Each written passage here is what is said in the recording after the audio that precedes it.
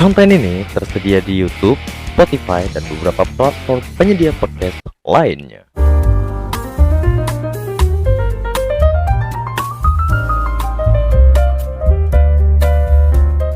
Iya, selamat datang di channel Yogi Sumarno bersama mas-mas netizen biasa. Mas netizen biasa.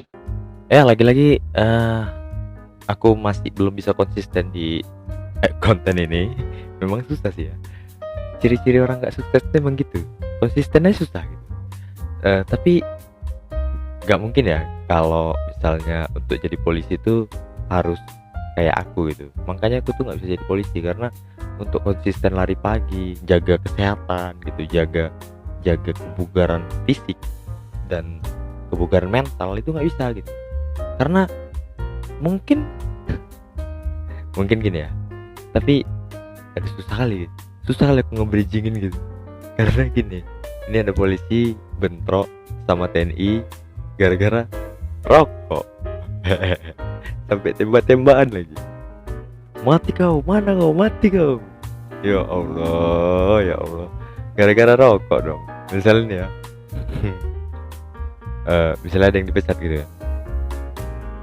Kok dulu polisi, kenapa sekarang jadi kayak gini? Jadi jualan somai gitu misalnya. Iya bro, dipecat bro. Kenapa? Berantem. Sama siapa? Sama TNI. Kok bisa? Gara-gara apa? Ya gara-gara rokok. Ya ampun. Sedih banget. Tapi nih ngomong-ngomongin soal polisi, ada lagi nih soal warga yang koar-koar terus tuh ngejar petugas pakai celurit gitu.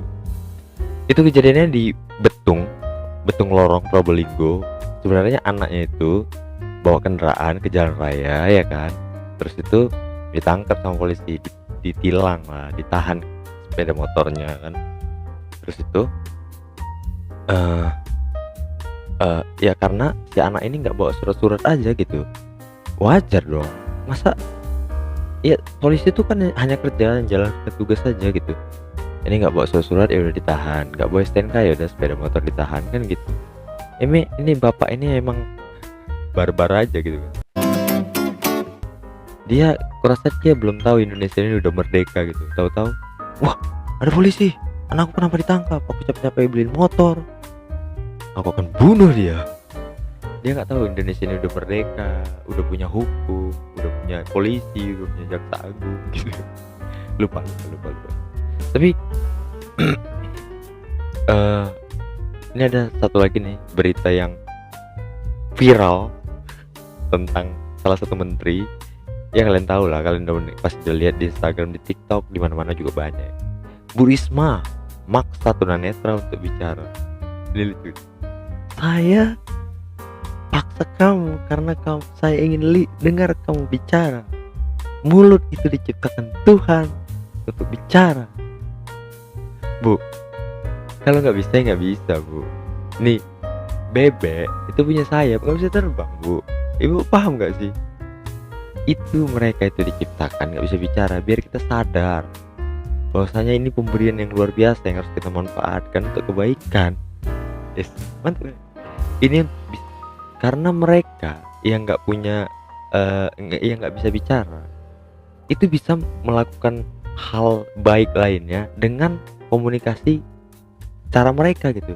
Mereka punya cara untuk komunikasi dan berbuat hal-hal yang baik gitu Bu. Ibu, ya Allah, kasihan ya. Maksud aku ini Bu Risma menteri respect gitu, jadi dihujat orang gara-gara ini. Tapi aku nggak menghujat sih. Tapi maksud aku gini, kalau aku jadi pembicara dan menemukan hal yang sama Bu Risma, nggak mungkin aku maksa bicara. Memang sih pernah khilaf gitu kan. Aku ada tetangga bukan nggak bisa bicara tapi gagu gitu, ngomongnya ngangu-ngangu gitu lah ya kan. Dia tuh karena aku jualan kan, dia beli gitu kan, karena aku belum kenal kali siapa dia, cuman ya nampak muka gitu ya. Terus aku bilang, kok ngomong yang jelas sedikit napa? Ternyata emang gagu anjing. Itu ngerasa berdosa banget sih gitu. Aduh. Tapi ngomong-ngomong soal dosa, ini ada nih salah satu pendosa namanya Rizky. Dia katanya mau cerita. tentang lingkungan kerjanya yang gitu lah ya. Ya kan? Kalau gitu langsung aja kita bacain ceritanya si Rizky nih. Oke, langsung aja kita bacain ya. Halo bang, gua Rizky di Tangerang. Gua karyawan di salah satu percetakan. Gua lagi kesel sama bos gua. Dan dia tuh jadi bos karena warisan sih. Tapi nggak apa-apa. Kalau soal warisan aja nggak apa-apa. Tapi dia nggak bisa apa-apa. Masalahnya udah bego, nggak mau belajar. Yang lebih parahnya lagi, nggak mau denger ide orang lain. Perusahaan stagnan, nggak kemana-mana. Gua khawatir ntar perusahaan gua tutup dan gue bingung mau kerja di mana lagi. Sementara di Tangerang cari kerjaan susah bang. Gimana ya bang? Bilangin dia agar dikit aja sadar gitu kalau dengerin dan percaya sama orang lain itu penting. Kayaknya aku pernah ngerasain hal yang sama gitu. Masalahnya bukan antara aku dan bos gitu, tapi antara aku dan orang yang lebih dekat lagi, bukan bos sih, rekan lah ya. Jadi emang kalau kau bisa deket sama si bos itu lebih baik sih deket, temenin aja gitu, temenin. Jangan jadi jarak antara bos dan karyawan gitu, tapi temenin. Anggap aja kok ini sahabat dia. Ya gimana caranya deketin? Ya belajarlah cara ngambil hati orang kan. Kalau udah deket, nanti terus tuh dia tuh hanya butuh percaya satu orang yang macannya di perusahaan itu. Karena gini, karena pasukan macan kalau dipimpin sama kambing, iya nggak kemana-mana, bakal jadi kambing juga. Bahkan kambing bisa dimakan sama macan itu kan, dan bubar aja tuh pasukan. Tapi kalau 1000 macan dipimpin oleh kambing, itu semuanya bisa lebih galak gitu. Artinya kalau dia nggak bisa dibilangin, mungkin dia belum ngerasain susah ya, tapi takutnya nanti kalau dia ngerasain susah parah gitu, sampai harus menutup perusahaan dan kau nggak punya kerjaan gitu. Tapi kalau kau emang skillnya tinggi, kau nggak usah khawatir sih, kau pasti diterima dengan pengalamanmu itu, pasti diterima di perusahaan lain gitu. Tapi kalau kau memang sayang sama perusahaan itu, ada baiknya deketin aja gitu, ngomongin gitu bahwasanya orang itu kan suka tersentuh sama cerita ya.